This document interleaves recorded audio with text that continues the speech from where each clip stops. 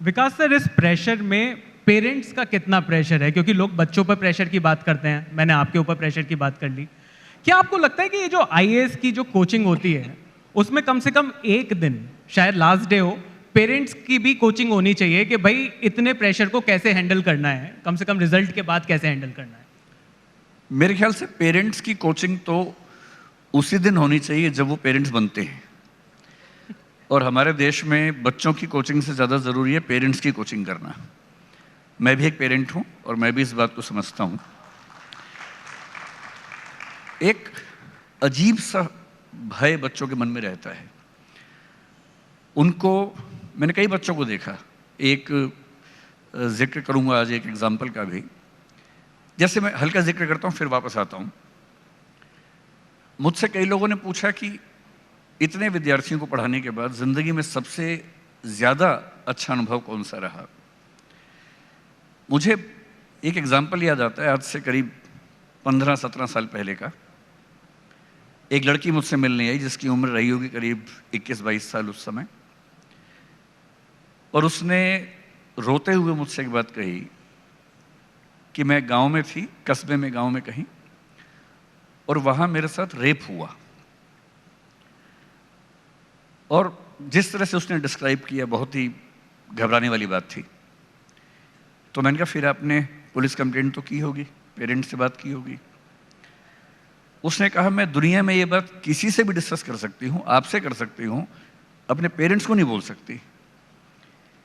क्योंकि जब मैं छोटी थी कुछ रिश्तेदारों ने ऐसी हरकतें की थी, और मैंने जब अपनी माँ को बोला तो मेरी माँ ने मुझे डांट के भगा दिया। और उस लड़की के मन में एक ही सपना था, बोले मुझे नौकरी नहीं चाहिए, मैं जिंदगी जी लूंगी, मेरा मन करता है कि मैं पुलिस बनूं और कम से कम अपने इलाके में किसी और बच्ची के साथ ये ना होने दूं। और मेरी ज़िंदगी का सबसे सेटिस्फाइंग समय वो था जब 3-4 साल की मेहनत के बाद वो लड़की आईपीएस बनी। अभी वो आईपीएस है। अब क्योंकि ये एग्जाम्पल मेरी तबीयत थोड़ी ख़राब है, थोड़ा बियर करना पड़ेगा आपको।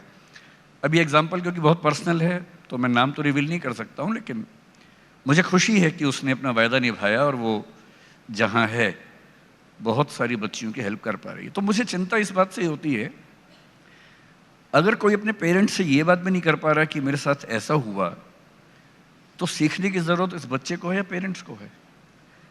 और मेरे ख्याल से हमारे देश में कोटा में जो सुसाइड्स इतने सारे होते हैं, दिल्ली में तो क्योंकि बच्चे बड़ी उम्र के होते हैं, समझदार हो जाते हैं, लेकिन कोटा में तो बहुत छोटे बच्चे होते हैं।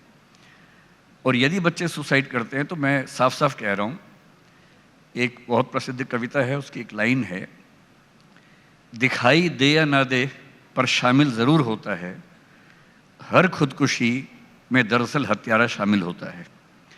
खुदकुशी खुदकुशी नहीं होती, हत्या होती है। अंतर सिर्फ इतना है कि वो एक आदमी ने मर्डर नहीं किया, समाज ने मिलकर किया है। और जब समाज मर्डर करता है तो वो खुदकुशी उसका नाम है। और समाज एजेंट बनाता है पेरेंट्स को, और पेरेंट्स गलत नहीं होते हैं, पेरेंट्स पे अपना प्रेशर बहुत ज़्यादा है सोसाइटी का। मैं ये नहीं कह रहा कि पेरेंट्स को टांग दीजिए, पेरेंट्स पर भी बहुत प्रेशर है, लेकिन पेरेंट्स को समझना पड़ेगा कि अगर समाज के प्रेशर को उन्होंने बढ़ा के या उतना का उतना बच्चे पर डाल दिया तो फिर पेरेंट होने का मतलब क्या हुआ।